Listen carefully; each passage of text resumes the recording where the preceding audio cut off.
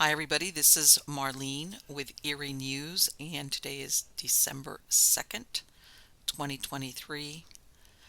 It's Saturday, December 2nd, 2023.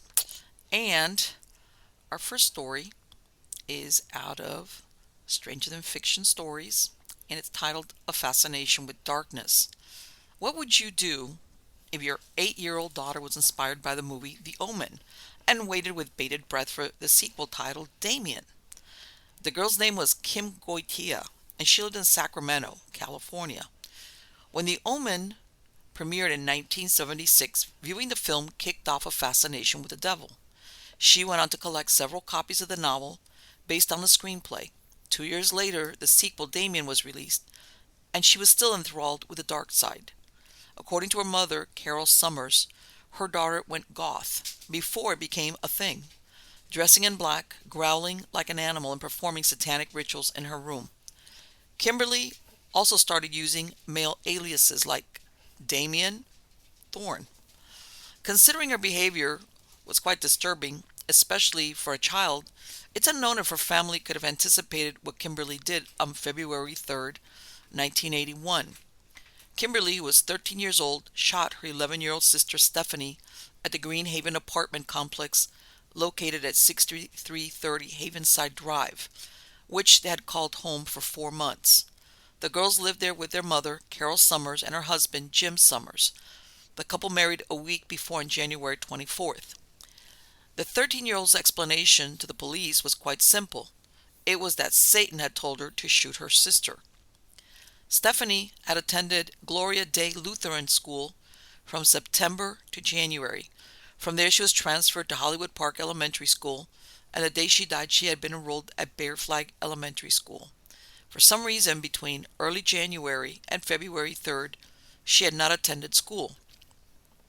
Dr. William Geisreeder, the principal of Bear Flag Elementary School, where Stephanie had just enrolled, said, "She seemed to be a nice little girl, sweet and quiet. She was frightened. I touched her shoulder and said we'd take care of her." Kimberly was enrolled at Sam Brannan Junior High School from the beginning of the week, but she had not attended school. Before that, she went to Joaquin Miller Middle School. Neither the girl's mother or stepfather were home. After the shooting, Kimberly called her maternal uncle, Vic Corbella, who then called police once he arrived at the complex. The neighbors had called as well. Kimberly lied to her uncle and also the police during her first interview, saying that 4 men in a brown Camaro drove into the parking lot while she was standing outside with her sister. Then she saw a flash and Stephanie fell. Once it was found that Stephanie was shot at close range and the casings were found near the body, she admitted to the shooting. She had taken her stepfather's .32 caliber automatic pistol and returned it to the drawer after using it. When he checked the gun, he found 2 of the bullets had been used. A detective who interviewed Kimberly shortly after the murder described her as being unemotional and not frightened. Copies of The Omen and The Antichrist were taken from Kimberly at Juvenile Hall after her arrest. During her initial court appearance, it came out that Kimberly had truancy problems and was emotionally upset that her parents divorced, even though this happened in 1972 when she was 4 years old. Despite the public defender's claim it was an accidental shooting, several witnesses said they heard arguing, a gunshot, some cries, and then another gunshot. They were 10 seconds apart, which went contrary to the accidental discharge theory. During the trial, it seemed that Kimberly's anger was fueled by her mother's marriage to James Summers. However, in 1976, when she became entranced by the Omen movie, he was not in the picture.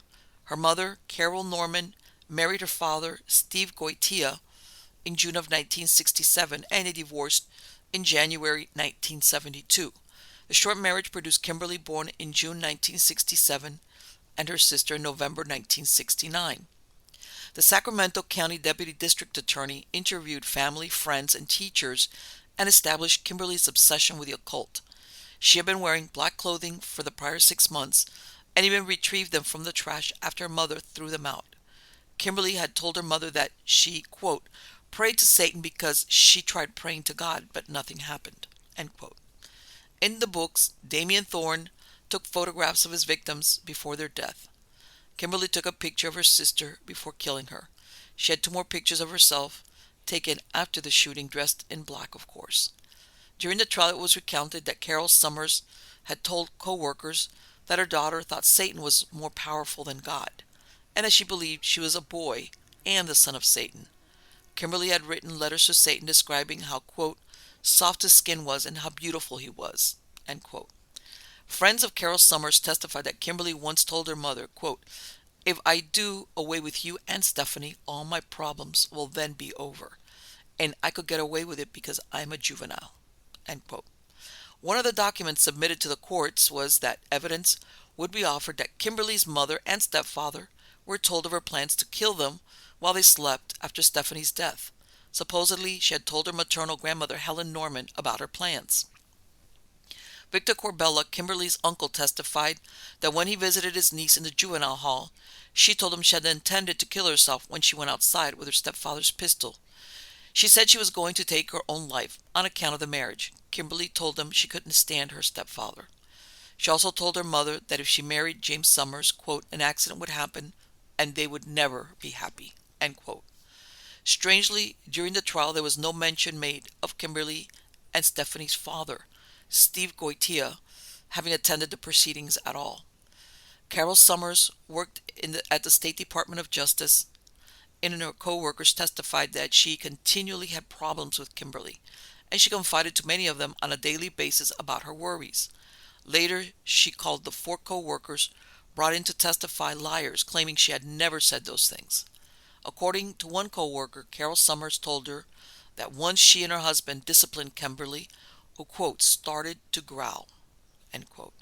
And another time they had forcibly taken a steak knife away from her when she became angry. Kimberly had told her mother that Satan was sitting above them watching us.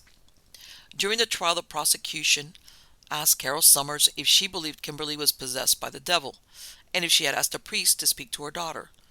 Betty Walker, the public defender, strongly objected to the question, which was disallowed. To the questions which were disallowed. 2 months later, in April of 1982, Judge Sakuma dismissed the murder charge, declaring the prosecutors failed to provide the necessary elements of malice or premeditation, and instead she was charged with voluntary manslaughter. He excluded the press and public from the highly publicized trial and issued a gag order about the sentencing and sealed her records. A family member anonymously told a newspaper reporter that she was sentenced to 4 years and that she would be sent to a special school where she could be watched day and night and she could get some help. Under California law, even if she would have been found guilty of murder, she would have been out by the age of 21. Kimberly Goitia was released back into society without a word to the press. The public was unaware that a teenage murderess walked in their midst. Carol Summers died in 2018. Her husband also passed away. All those involved in the legal proceedings are deceased. One has to wonder what became of Kimberly. No doubt she changed her name, but present day she would be in her late 50s. But most importantly, after so many years, does she still consider herself a servant of Satan? There you go. Was she crazy? Was she possessed by this devil? What was wrong with that girl? And of course, there's no pictures of her to be found. Because of course, and I understand she was a minor, but yeah. Let's go on to the next article, which is out of medievalist.net. And it's titled Mythbusting Illiteracy in the Middle Ages. In the vast tapestry of history, the medieval period stands out as a time of great upheaval and transformation, marked by widespread technical progress. The historian John Guimpel, and his book The Industrial Revolution in the Middle Ages, even defends the idea that the spread of the watermill allowed the reduction of slavery, which was more common in antiquity. Right, but because remember, even in these times, slavery was people would be either through conquest or abduction, they would be for the purpose of slavery. However, how can this technical advance be reconciled with the fact that most of the population was illiterate? How can you become more technologically efficient while remaining illiterate? What are the limits of this illiteracy? The religious, royal, or corporate institutions want to maintain the population in this illiteracy? Question: what is illiterate? A medieval illiterate is a person who has not completed his letters, that is to say, who has not received a formal education, litera being the Latin grammar, An illiterate person can therefore write in the vernacular language. The end of the antiquity and the beginning of the Middle Ages begins with the writings of the Bible by St. Jerome during the Council of Rome in 382. It is also at the end of the Middle Ages that the Council of Trent, which was from 1545 to 1563, will rule again on the Bible, its access, its books, and its translations. The medieval period is therefore framed by councils around the book. From the beginning of the Middle Ages, it was necessary to live around books and to know how to read in order to better spread the message. St. Jerome in 384, exhorting the young Estochium, said, "Read often, learn all you can, let sleep envelop you, the scroll still in hand. When your head falls, may it do so on a sacred page."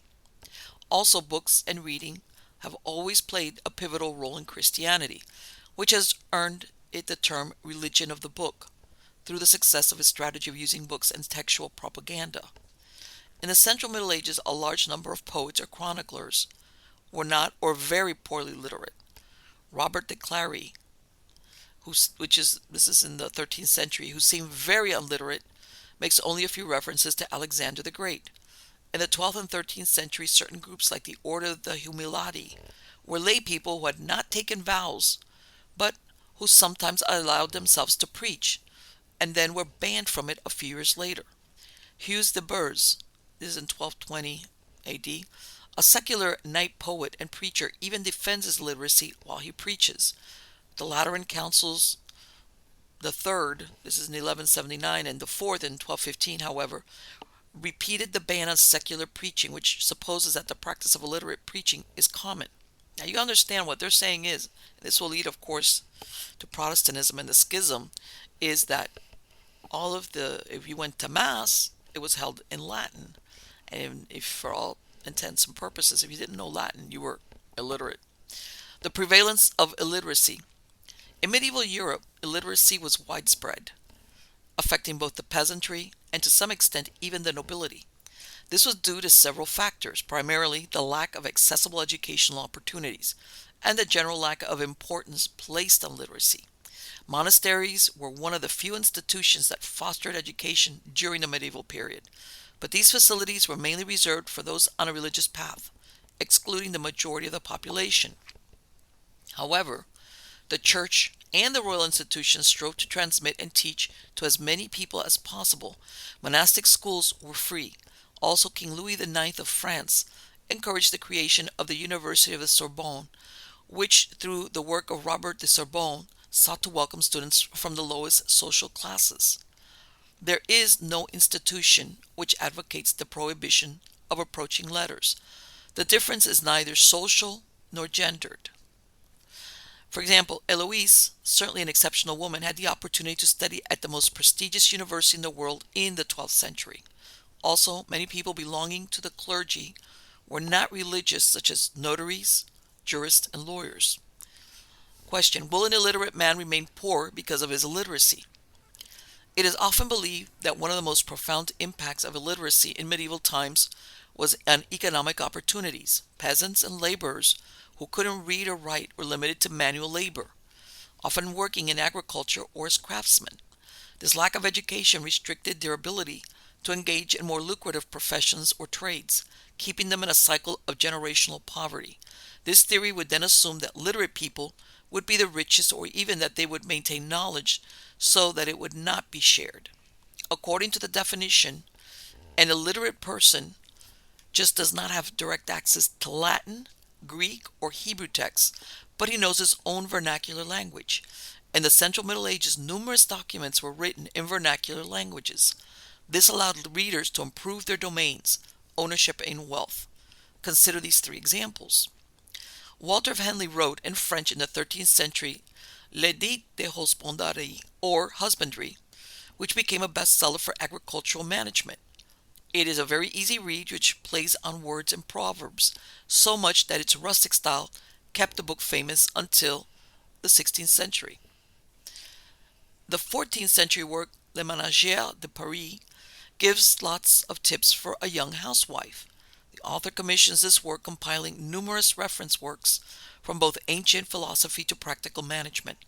And the letters of the Paston family in England in the 15th century leave a trace of a developed and international industrial complex managed by women who never wrote their letters.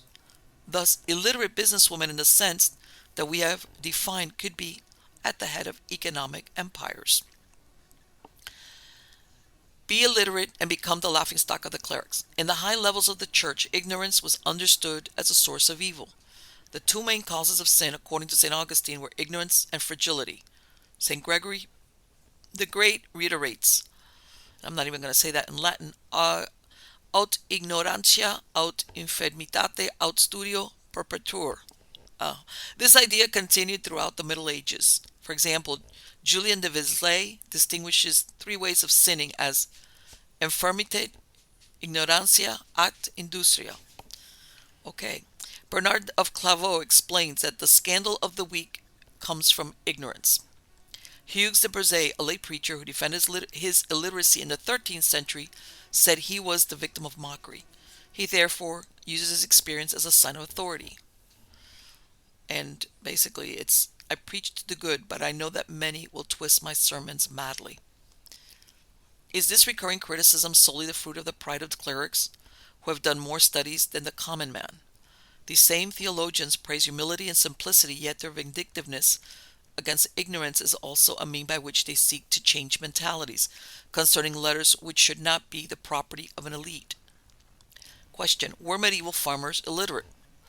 Jean Wimpel's work, The Industrial Revolution of the Middle Ages, reports the level of knowledge and technical mastery that medieval peasants could have had. This is a mosaic to be reconstructed. However, historians agree that the medieval peasantry mastered practical knowledge. The historian Wimpel even calls it a society of agricultural engineers.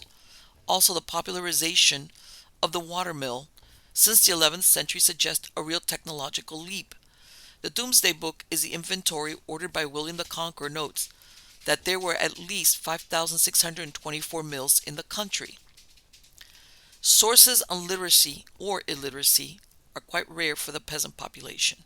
However, the village of Novgorod and its swamps have made it possible to preserve numerous documents written on birch bark, containing hay bale sales tickets, a school notebook, and other public posters. Thus, the peasant world, and in certain places, could have access to reading and writing, but the sources are too weak to draw generalities on the literacy or illiteracy of this social stratum. Are stained glass windows the poor people's Bible? This is a theory according to which stained glass windows are the content of medieval thought. Without stained glass windows, people in the Middle Ages, in the Central Middle Ages, would not know medieval biblical knowledge.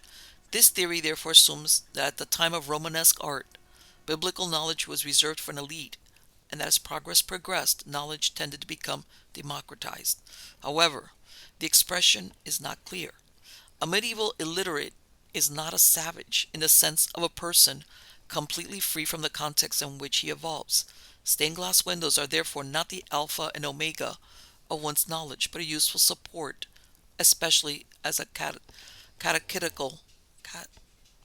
for catechism support.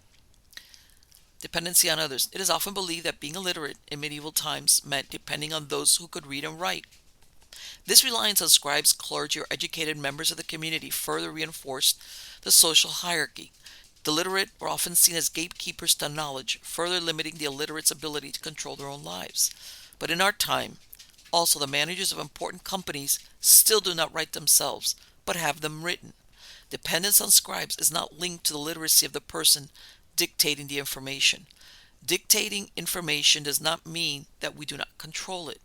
For example, the charters of the Abbey of Cluny mention acquisitions or sales of land by the abbots. No one can conclude from reading these documents, which certainly come from the abbey, that the peasants were robbed in the purchase or sale. Illiteracy in medieval times was not a significant obstacle. The illiterate man did not really have limited economic opportunities. He had a hindered access to specific knowledge. The theoretical knowledge of theological studies certainly concerns a small part of the population, but the fact that certainly exceptions of students of low extraction can study suggest a certain freedom. Some may confuse illiteracy with stupidity. However, the legacy of the medieval era inspires great reverence for the ingenuity of the times in many areas. It is true that the majority of the medieval population lived through farming and that the heritage left by this population is more intangible than material. It is accumulated experience of centuries of agriculture which led to demographic growth in medieval Europe. And of course, what this comes down to is illiteracy. If you knew something or you knew how to write or read little by little, if it wasn't Latin, that but illiteracy was termed as far as what was your knowledge of Latin, because all the texts were being written in Latin. All right. And also, again, it says illiteracy did not mean that you were stupid, because a lot of people might not be literate in the sense of letters, but they knew how to do many things and they had ingenuity, what they said about engineering. And this also comes back to the that we need to, that I think sometimes we miss out even now in modern days, that we're not talking here higher education. We're talking about what used to, let's say, what grade school or through high school, which is arithmetic, writing, reading, writing, and arithmetic. These were the core things. If you had that, the person that had the how can I say, the desire, could read other books and from there expand your ability to just gain more knowledge, if that's the kind of person you were. But at the end of the day, if you had that basic, but yeah, those doesn't mean that you needed an advanced education. As long as you have that reading, writing, and a arithmetic, you can do a lot of things. And basically, that, what they say there, that was the tipping point in some cases, whether your family or your children, your descendants, were going to always stay farmers, which by the way wasn't a bad thing. But if they ever wanted to do other things, go beyond farming, whether they wanted to become tradespeople or become merchants, without any literacy, they were kind of stuck where they were at. I think that's very interesting because we never think of that as far as even back then. Because let's face it, that's what everybody wants. Everybody wants to go forward. Okay, this next story is out of Stranger Than Fiction Stories, and it's titled Something About the Painting. What happens when you're a kid and your parents are the ones that bring home an object that opens the door to something sinister? This story is allegedly true as told by the person that experienced it. Quote, "This story entails a painting that my mother brought home from an auction when I was about 8. My parents imported and exported antiques and fine wines for many years.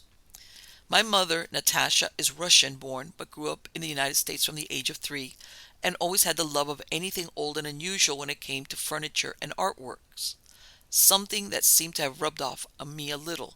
My parents would regularly go to auctions and estate sales and liked to purchase interesting pieces for their business. It was rare that anything purchased at these sales ever made it home to become part of our house, unless it was out of the ordinary or my parents liked it too much to part with it. My childhood home looked like a cross between a madman's idea of a yard sale and an antiques market belonging to an insane hoarder, but it made for good fun and interesting conversation, and many a good fort. None of the furniture or artworks had previously bothered me as far as I can remember, until my mother purchased a painting by an unknown artist. It's never been signed, and research has never uncovered who painted it or who the subject actually is. All we knew is that the family who put it in the auction bought the home they had found it in, and didn't like the painting or several pieces of furniture that the last owners had left behind. So off to the sales they went. It was a rather large lot of over 50 items. My mother purchased a painting and a sideboard full of silverware and plates of varying ages locked inside. We got them open after we got it home. It was strange, as my mother had been told it was empty. Not so much as it turned out. The painting is of a woman of about 30 years old, maybe older, but it's hard to tell, wearing a long blue-gray gown, standing in a veranda of an old house. Next to her is a table with a tea set and kettle, and what looks like some cake or sandwiches on a plate. There are some flowers in a chair and part of a window. Whoever did the painting had a lot of talent, as the detail is incredible. It was probably painted around 1900 to 1910, judging by the fashion she's wearing. My mother brought it home and we hung it in the hallway next to my parents' bedroom, between the main bathroom and a little room my dad used to do his paperwork in. I felt very strange around the painting from the first day it was hanging up. The hallway in summer was comfortable and not too warm, but after the painting was hung up, the area around the painting turned almost ice cold. Passing the painting, I'd get goosebumps on whatever exposed skin I had. I also started feeling like the lady in the painting was watching me. My twin sisters started saying that they didn't like looking at the painting as it made them feel uncomfortable and like they weren't meant to be around it. My baby brother would walk on the other side of the hallway to it, and when asked why, he said he didn't like the lady and that he was cold when he looked at her. He was 5 at the time, nearly 6. Soon it went past just feelings in the hallway. At night, we'd start hearing whispers that hadn't been there previously. Our house already had its share of spooky behavior we had gotten used to, but this was new. Movement of a flash or blue-gray like the dress out of the corner of your eye. A strange touch occasionally in the hallway when no one else was around. This may sound like something from Tales from the Crypt, but I assure you this isn't something I saw on TV. I only wish sometimes it was. After my father, who was 6 feet 5 inches and weighed 350 pounds, got a cold hand run up his back when he was in the shower was when any real notice of what we had all said to our parents got attention. Since we were used to other ghosts in the house, we at first thought, oh, it's just another spirit making itself known to us as it's new here. But then things got bad fast. 1. My baby brother, let's call him Adam, was tripped on the stairs and pushed by a cold hand when he tried to get up again. 2. The big fern we had in the hall next to the painting suddenly started dying. It was over 20 years old and had no previous problems. When we moved it away from the painting, it went back to being fine. It's still alive today, but one side of it looks a little mangled. The side facing the painting never was the same. The branches grew back weird, like something had infected them. It was checked out and tested by plant specialists, and they couldn't find anything wrong with the old plant. 3rd, our dogs, Frankie and Dex, both terrier mixes, wouldn't go past the painting without whining or growling at it. They were normally very placid and gentle dogs. Our aunt's dog, Lula, a poodle, had to be carried past it when we used to babysit her. She wouldn't walk past it or even look at it. Next one, our cats tried to claw it one time when it fell off the hook onto the ground. Our normally placid Maine Coon cats, Sally and Meg, both went nuts trying to scratch it until we took it away. The last one, it started coming off the hook every night and sat against the wall upright every morning when no one touched it. My mother, a very spiritual person, who put up with our friendly spirits in the house with a grain of salt, as they didn't bother her, decided that this painting had to go and something was wrong with it, to which we all agreed. So off to the auctions and went. Several times my mother, who knew the buyers, found out they only kept it a month. They too heard whispers, and their cat also attacked the painting and gave it to a neighbor who liked it. The neighbor sold it after her dog freaked out around it. It kept getting sold on or auctioned or given away until 2014, when a man who collected art in Florida bought the painting and did not know of its history.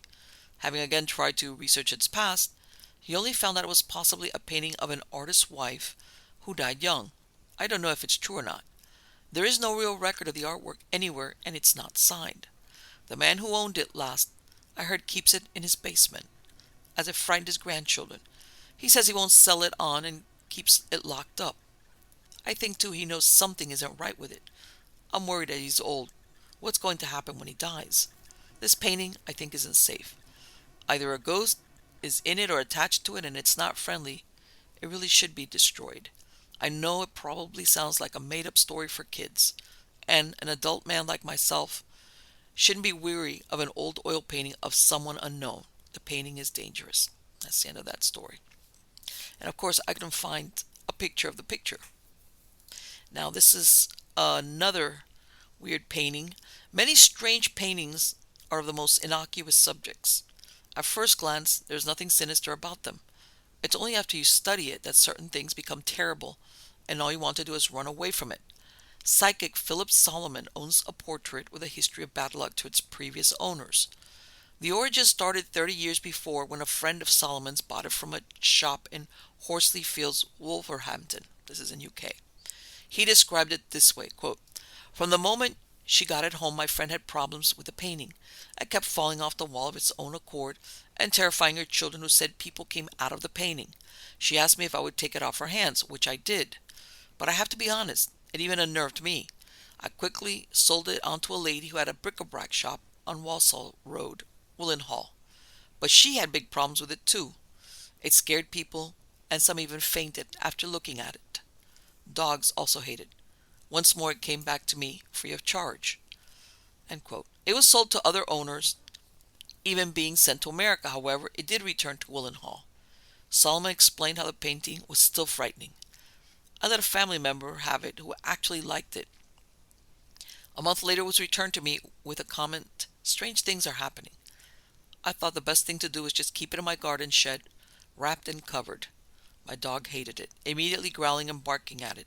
Staff at the Robin said they were really scared by it. I put it on my Facebook page, and from all quarters we had reports of the same visions that were seen in the past. Now the question remains, who originally painted the picture, which might explain why it's so terrifying? And this right here is, for those of you watching the video version, this is the painting right there.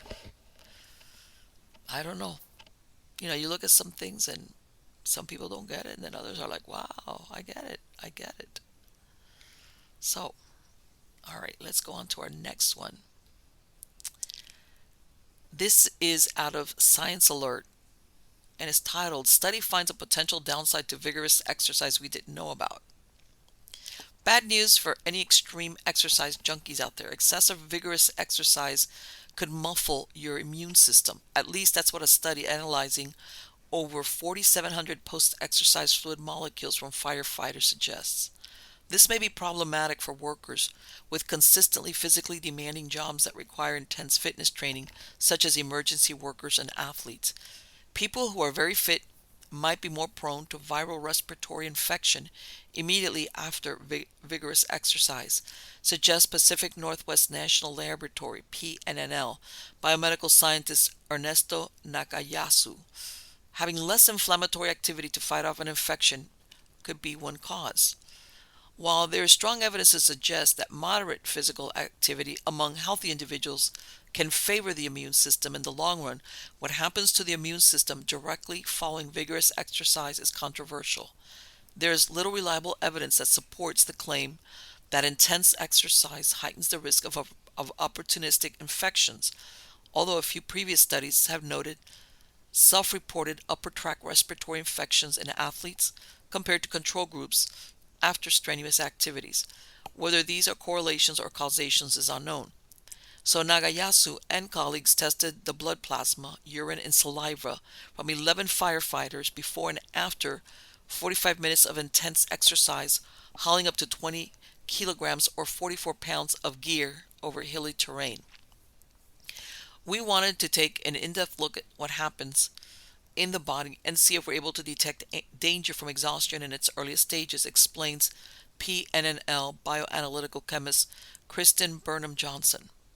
Perhaps we can reduce the risk of strenuous exercise for first responders, athletes, and members of the military.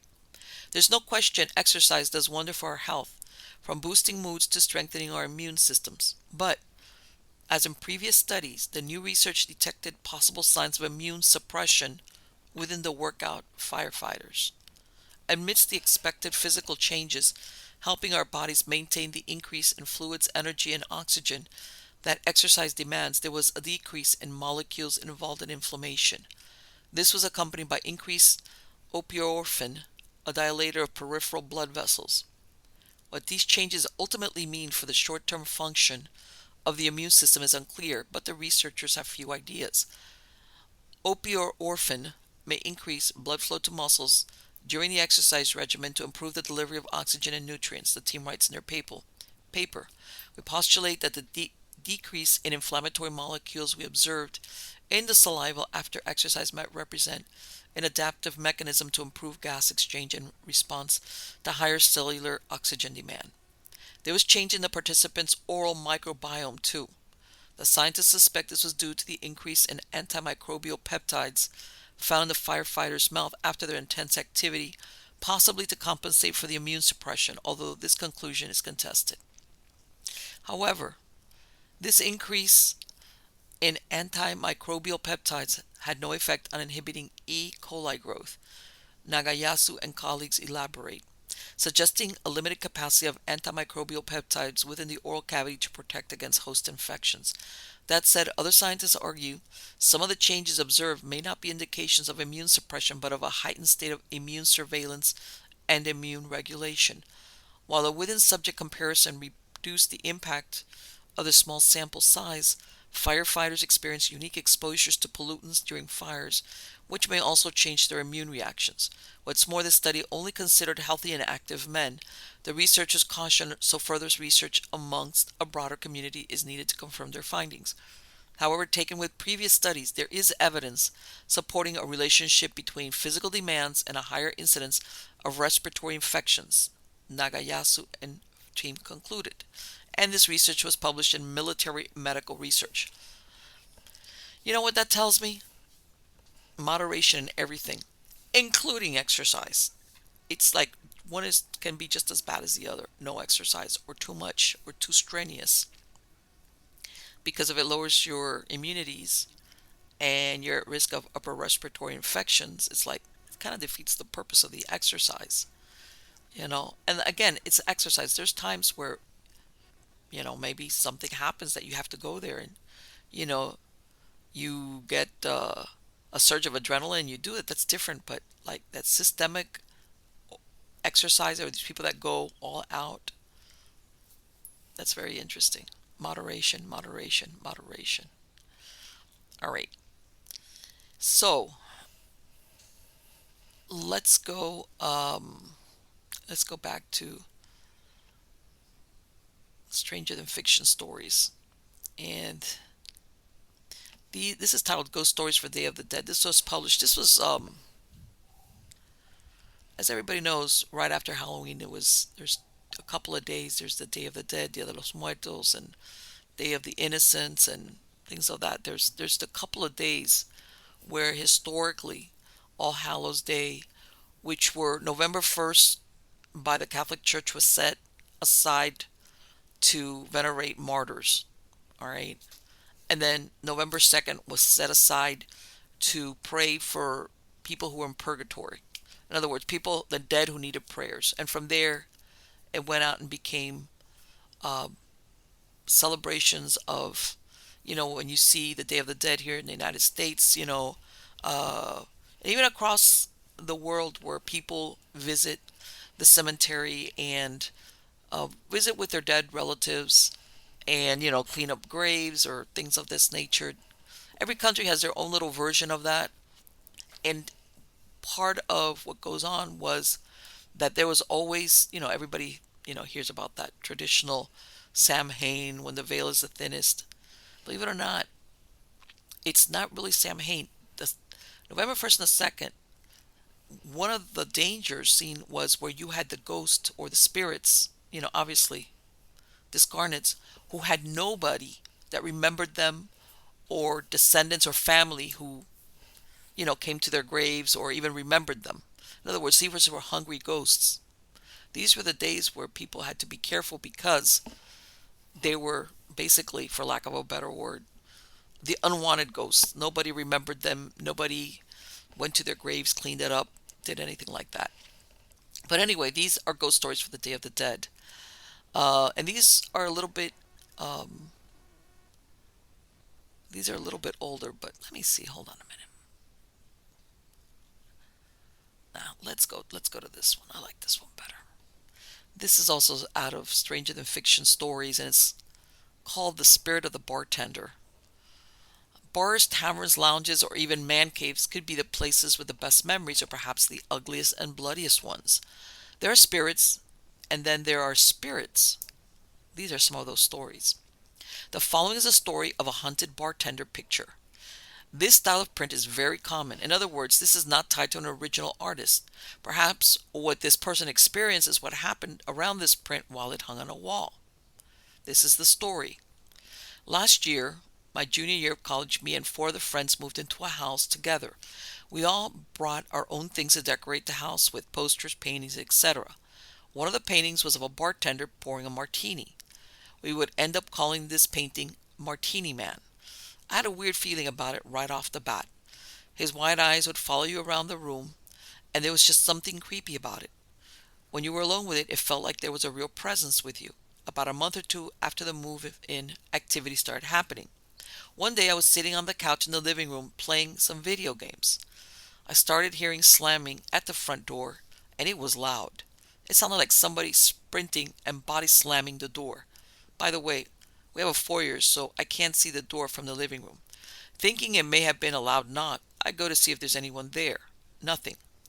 This persists throughout the day, and I get up several more times to see if anyone is there. Nothing each time. It's the middle of the day, so I'm more confused than creeped out. I decide to test the door, shaking it, slamming it, knocking on it, even jumping into it. Nothing I did was close to as loud as the noises I was hearing. To top it off, this happened one day and one day only. I never heard this happen again. Not necessarily attributed to the painting, but I'll explain how it connects later. The last personal account is about the footsteps. This happened in the summer when it was just me and one other guy living in the house. It was about 2 a.m. and I was lying in bed playing on my laptop. I start hearing really loud footsteps coming from downstairs. They were like fast stomps. It sounded like someone sprinting while completely drunk. At first, I just thought it was a drunken roommate, but there was something strange in the pattern to them. I would hear them start in one part of the house, stomp to another, stop for a while, then pick back up in a completely different part of the house. Eventually, they came running up the stairs directly to my door and stopped. I was frozen with fear during the silence. Then it started up again, downstairs this time. It kept going for at least 10 minutes more. I should probably explain why I pinned all this on the painting and not the house itself. I already said its eyes would follow you around the room and had an overall creepy vibe to it. People would come over and say that the painting scared them without hearing any of these stories. We had some girls over for a party and they insisted that we take the painting down. I hastily agreed and took it off the wall. That's when I saw written on the back of the canvas the name of the painting, The Spirit of the Bartender. Quite frankly, I thought this was hilarious, as I had been expressing my distaste for this painting to my roommate for some time, and this corroborated my claims nicely. After that year, the roommate to whom it belonged moved out, and he took the painting with him. The activity died down after that. He ended up giving it to the bar he worked at, and they threw it out after only 2 weeks. I can't imagine why. We actually managed to find the artist on the internet, and it seemed he just paints the same thing over and over again. I'll attach an image of one of the works that's closest to what we had in our home, which is something like this. You see these two right here? I don't think it's this one, but see they're very similar. I think it's this one right here. If you're watching the video version of this, see pouring the martini. And I did my own research, and this type of, it was like one of these mass generated paintings, that same style, I guess, for that purpose, so that people would hang them like in their bars or stuff. So there you go. And then the next story about a weird painting. Now, a reader of the story commented the following. This is somebody that read that original story about the bartender and commented the following. My sister was a maritime artist. She committed suicide last July in West Palm Beach. My wife and I bought a lot of her unsold pieces back. Some are really well done, so we hung several of the larger ones. Meanwhile, my sister's ashes got lost in the mail when the mortuary sent them back to me in Houston, Texas. It took 2 months and her remains made several round trips from Florida and back. However, my sister did love to travel. Once the ashes finally arrived is when the trouble started. When we get in an argument about her, one of the paintings always falls off the wall. Her ashes are in the guest bedroom closet.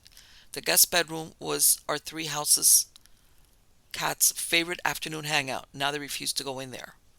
My father-in-law has a Hatteras with a large enclosed cabin that can accommodate several people. We are going to invite some of my sister's closest friends and go out a bit in deeper water. There's a large back deck and a door in the transom so you can step down near the water. We will go when the weather is calm this summer, spread her ashes, and give our cats their hangout pad back. By the way, I didn't, but there was enough information that I did research, and yes, this person did exist. That story that he has about the sister and stuff like that, yeah, I did verify this is true, based on fact. Now, this is another story, okay, for you watching there. This is the picture that they're talking about. This is the story. Quote, I visited the John Ringling Museum of Art and Estate in Sarasota, Florida a few years back. There was a haunted painting there. It was a portrait of a young woman wearing a deep emerald bodice and a blue scarf on her head, as she looked down with her body turned down a bit, and it cast a shadow on her breast. I took a photo because the depth of the emerald velvet bodice seemed to be an abyss. It was so dark and the painting had a licked surface, which Dutch painters from the Renaissance era would use as a technique to diminish brushstroke textures so that colors and implied textures were more intense. I remember getting stuck on this piece. Her eyes were so sad.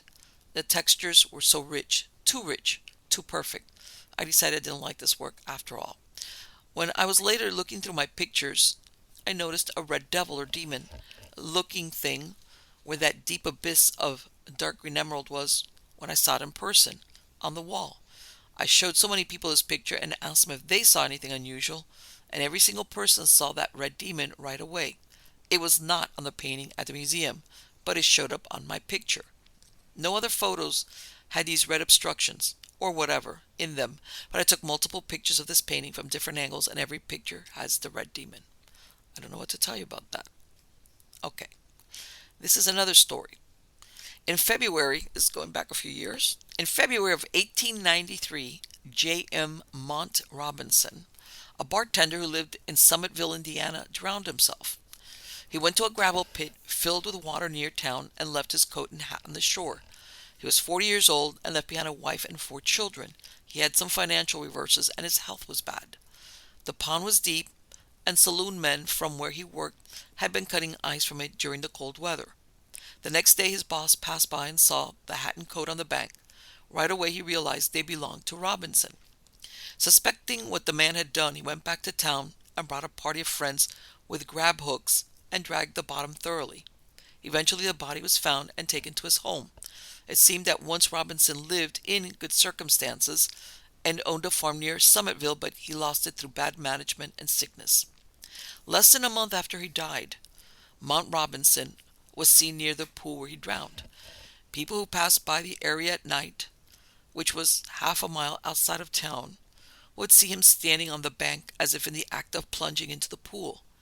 It seemed he didn't realize he had been successful in ending his life.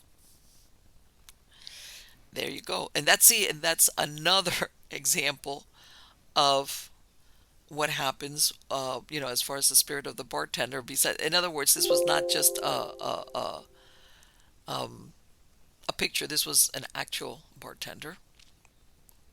And then the last story is out of Mysterious Universe and is titled Spooky Cases of Haunted and Cursed Furniture. Might as well, right? And we're talking about haunted portraits. Let's go to the furniture. It seems that in this world there are not only haunted places, but also haunted things. One very unusual phenomena of the paranormal world is that of the haunted object. In these cases, all manner of normally mundane items will be permeated and imbued with supernatural forces, sometimes to the point that the object in question will be deemed cursed and locked away. There have been cursed or haunted paintings, cars, and others, but sometimes the item in question seems like the last thing one would expect paranormal weirdness to gather about. Here we will delve into a world of haunted and cursed furniture, which, for whatever reason, have caused dark forces to gravitate towards them. Located along the French Riviera in Monaco is the resort gambling mecca of Monte Carlo. The area is known as a glitzy, opulent, and glamorous playground of the rich and famous, and is one of Europe's leading tourist resorts. So it's not really the place one would immediately associate with curses or hauntings. But in the Monte Carlo casino, there supposedly sits a cursed table that drives people to insanity and suicide. The table supposedly claimed 113 lives in a 10-year span between 1890 and 1900, with some seats at the table apparently more cursed than others. If someone is to sit in one of the cursed spots, it is said that they will soon after leaving be overwhelmed by the compulsion to kill themselves. And one report from 1900 says some of these deaths. Quote, "One day 5 years ago, my neighbor at the table was a young Parisian. He sat in one of the death chairs and won. When the doors closed, he carried off 200,000 francs. Imagine my anticipation when next morning I found him installed to the left of the croupier. I felt like tearing him away or slipping a card into his hand to warn him against the seat he had chosen. But my official character forbade me to interfere, and besides, my advice would have been scorned. For the fellow gambled like one mad. He lost his winnings of the day before and 200,000 francs of his own money. When his last 1,000 francs note was gone, he rose and, swaying to and fro like a drunkard, stumbled out of the hall, laughing immoderately. Two of my men led a merry chase for this unfortunate.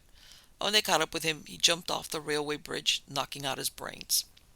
Another case that haunts my dreams. One day, an elderly gentleman, Signor Antonio Cesare, who knew my connection with the casino, compelled me to give him the seat I was occupying. I did so with a bleeding heart, for this old man was a very picture of health, and I was an intimate friend of his cousin, the mayor of Bentimigli, while this gentleman lost nearly 100,000 francs in the day and evening. When he got up, his own mother wouldn't have known him. He looked 10 years older, his flesh had fallen away, madness stared out of his eyes. Next day they fished his body from the lake at Mentone. Then there were the Parlingtons, refined English people. They were on their wedding trip. I never forgot the look of delight with which young Mrs. Parlington pocketed her first small gain. The pretty bride fairly coaxed her husband to stake 10 francs. When night came, they had a couple of thousand francs in their pockets. Next morning they took chairs number 23 and 24. Number 23 brought them the usual luck. They gained 30,000 francs, but on the following day came the inevitable change. The 30,000 francs went back to us, and the couple's little fortune followed. They walked from the room deathly pale, hand in hand. My detectives informed me that they took the train for Nice without troubling about their baggage. They shot and killed themselves in the Windsor Hotel there. Everybody can see that the clothes on the suicide table is of more recent make than the rest, yet the casino company is only 318 francs the poorer on that account. Here are the figures. Cloth for double table, 250 francs. Nailing down, 18 francs. Total, 318 francs. Against these figures there is an offset of 600 francs, which the casino company would have been obliged to pay the young Russian for traveling expenses. This Muscovite prince refused to become a pensioner of Monsieur Blanc's heirs, and blew out his brains over the table where he had dropped his all, 400,000 francs. It happened 2 years ago, and it nearly cost me my job. The circumstances that one of the directors of the company drew me into a corner to talk about the same Russian's persistent ill luck just a minute before the shot rang out. That alone saved me from disgrace. The incident itself was soon forgotten, and had no bearing on the game.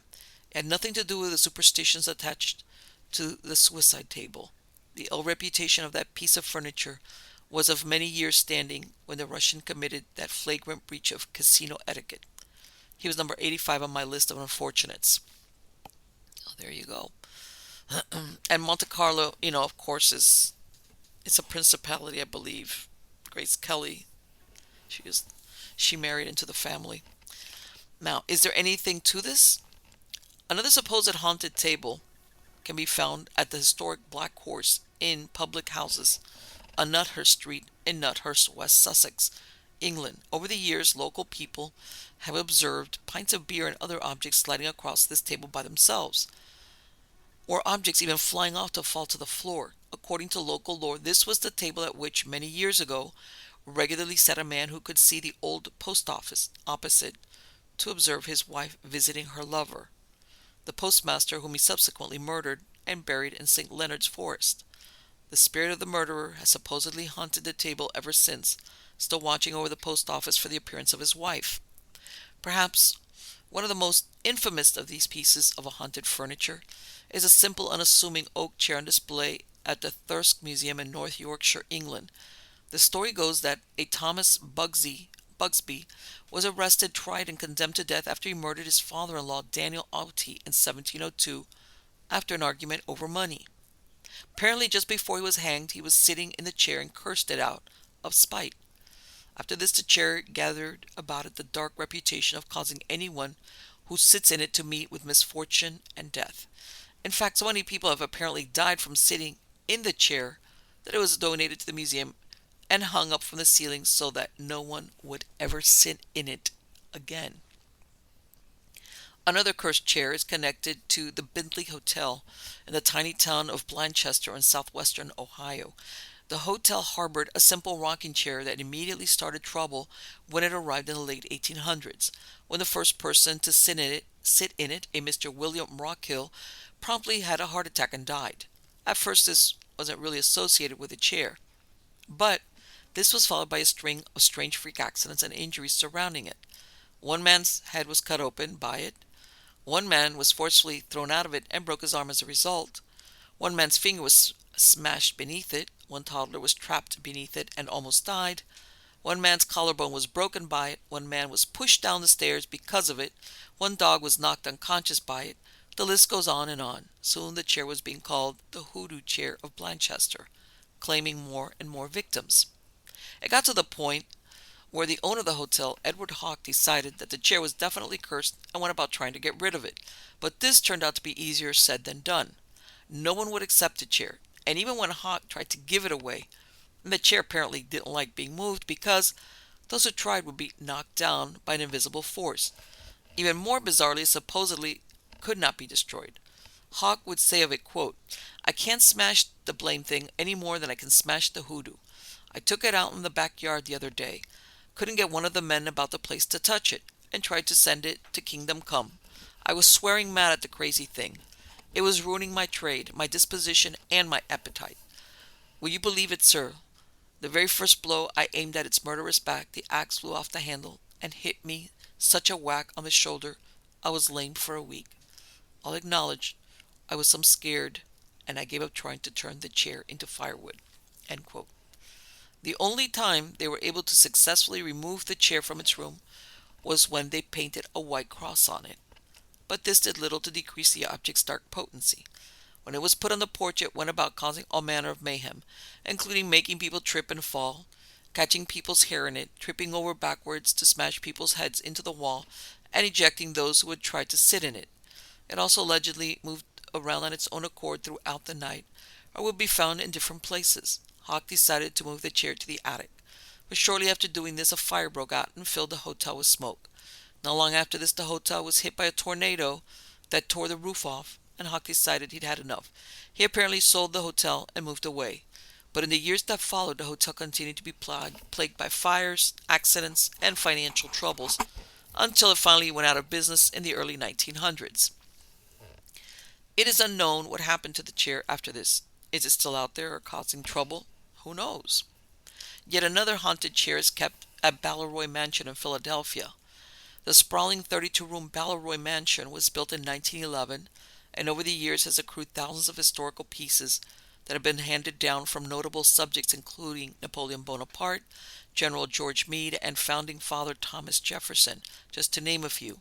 It also supposedly is incredibly haunted, with one of its most famous phenomena being what is called the death chair. Located in what is called the Blue Room, the 200-year-old chair is believed to have once belonged to Napoleon himself, but it is more famous for its ghost. It is believed that a female ghost called Amelia haunts the blue chair due to a deadly curse caused by insanity, usually appearing as a mysterious blue mist. The lore has it that she does not take kindly to people sitting in her chair, and that 4 brave souls, one a former Balleroy curator, have met tragic ends and freak accidents after sitting in the chair. There is also an account given to the Citrus County Chronicle by a man who claimed he bought a haunted chair in the tiny town of Magnolia, Delaware in 1984. He says of his experience with it, quote, "When I bought the chair, I was renting the upstairs of a Victorian house in Frederica, Delaware, which was in the town's senior center. I had a male friend who was sharing the rent. I worked days and he worked nights, so it worked out well. Anyway, I set the chair in the living room. The next morning it was sitting a few feet out from the wall. I put it back and did not think much of it, but it continued to happen, so I asked my roommate to please move it back when he was done using it. He said he had never moved it or sat on it, only on the couch. I brought home a piece of chalk and made marks in front of the front chair legs on the floor. Sure enough, the chair continued moving each day, and my roommate continued denying moving it. About a year later, I moved out and into a charming cottage on Delaware Bay with my fiancé. Guess what?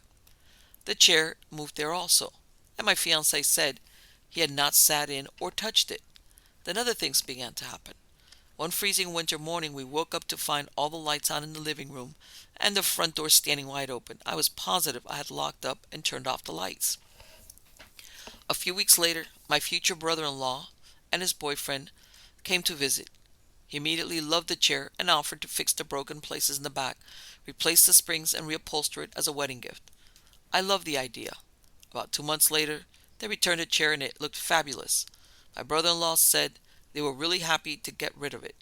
He said as they worked on it in their basement, the lights would go on and off and doors would open and close. They swore it was haunted. However, after the chair was returned, it never moved again, and there were no more odd instances. End quote. Somewhat similar to these haunted chairs is a haunted couch housed at the Consignment Furniture and Showroom in Waco, Texas.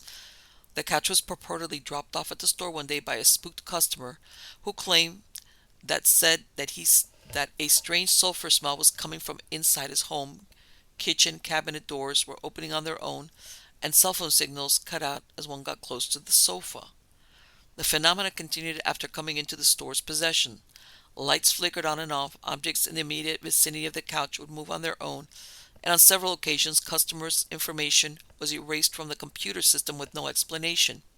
Colton Birch, who co-owns the store, said of the spooky item, quote, "Everybody up here was basically afraid of it, and I did have a weird feeling when you sit down on it.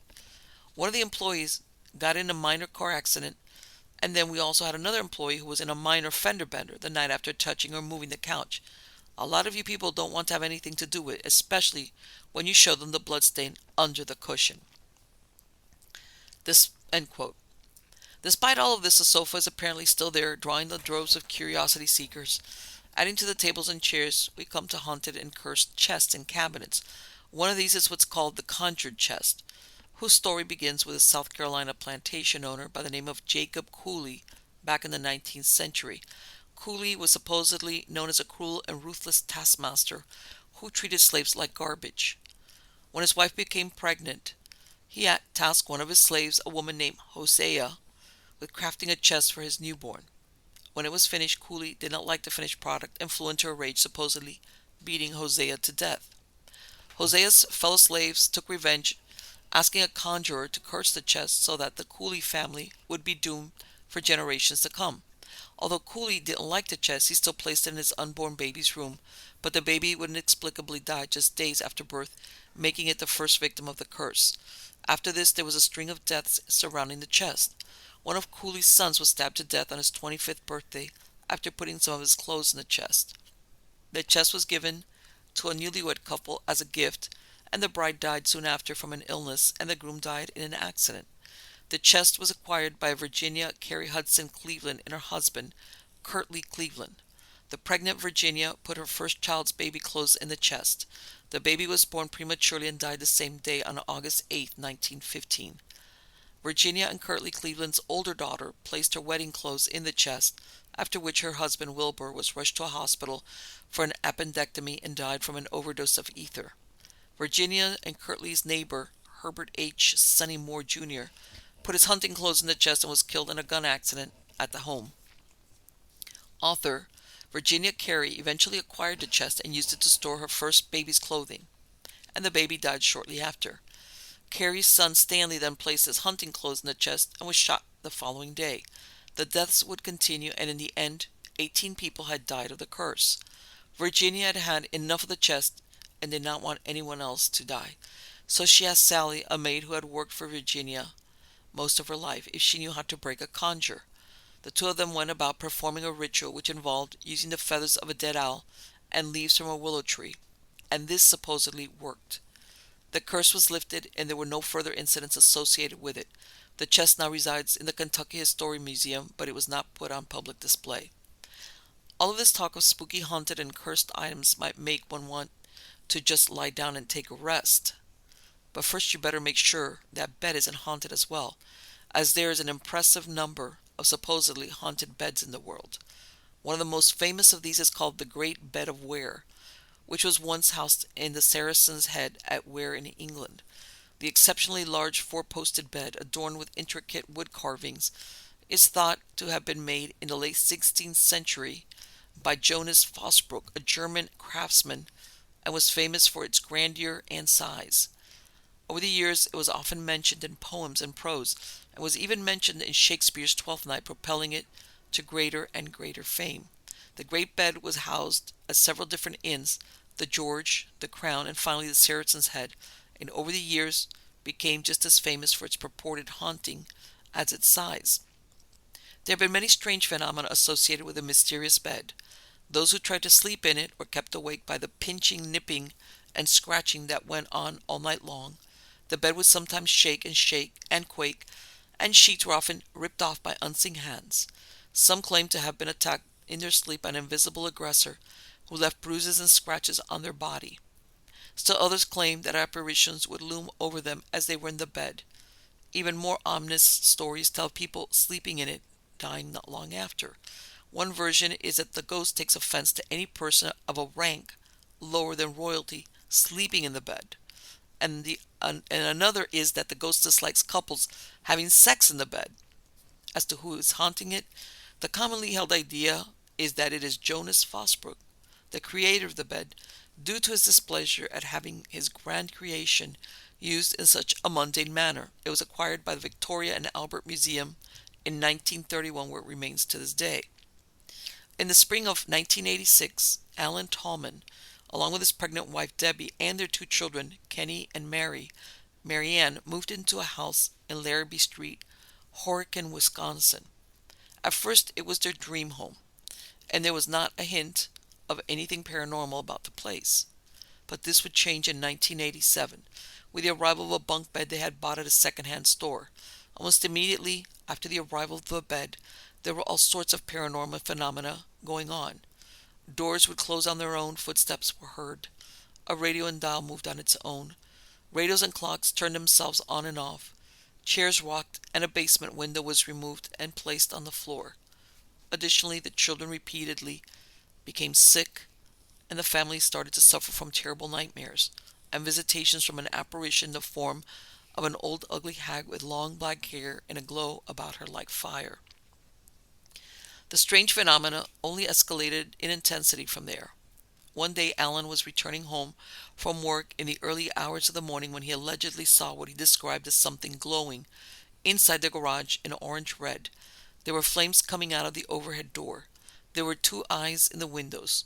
Shortly after this he entered his home and was viciously attacked by an invisible force. In the following days he would be frequently accosted by this unseen entity, sometimes receiving bruises and scratches from it, and on one occasion he heard a spectral voice clearly snarl out at him, "You're dead." A pastor, Wayne Dobratz, was brought in to investigate and concluded that the presence was not only evil but demonic. The terrified family finally decided to have the bunk bed buried in a landfill and left their house never to return, after which the haunting ceased. What was going on here? Speaking of haunted beds, another can be found at Chambercombe Manor, which is nestled in the leafy Devon countryside not far from Ilfracombe, England. The manor was originally the home of the Chapernon family, but today is open to the public. Within the manor is a chamber with a beautiful oak four-poster bed that is supposedly haunted by the spirit of a murdered young woman.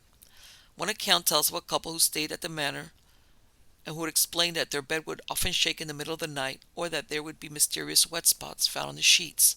The account says, quote, "However, they found it fascinating rather than scary. Finally, they were able to make out the form of a woman sitting at the end of the bed and hear her sobbing. Fascinated, they began the task of tracing the provenance or history of the bed. Back they went through several owners, and yes, all had similar experiences. Further back they researched through more people. Finally, they found a gruesome story involving the bed. A young woman had been attacked, viciously stabbed, and bled to death on the end of the bed." A rather harrowing account was submitted to the site Exemplar by a woman in Colorado named Vicki Royce, who claims that she owned an extremely haunted and cursed antique hutch. An antique enthusiast and regular at auctions and tag sales, She was always on the lookout for unique furnishings and found one in a hutch that caught her eye. She purchased it and had it moved to her home. But even at this early stage, things were a little odd, as it seemed heavier than it should be, kept slipping from the grip of the movers, and at one point flung its doors open to hit one of the men in the head and leave behind a nasty gash. At the time, it wasn't seen as anything too strange, but this would change. Later on, that same night she had received the hutch, Vicky was awakened by a ruckus that seemed to be coming from the kitchen that sounded almost like furniture being dragged across the floor. She rarely went to investigate, but when she did, there was no one there and nothing was out of place. The next morning, the weirdness would continue when she went to fetch some fresh flour, so she had just put into the hutch the previous day, only to find that it was inexplicably rancid and crawling with insects. In the coming days, she began to notice a pungent scent in the vicinity of the hutch, but even then it did not occur to her that anything paranormal was going on. The noises that she heard on the night the hutch arrived soon became a regular occurrence. Vicky would find herself awakened time and again by the sound of something heavy being moved across the kitchen floor, and every time there was nothing out of place when she checked.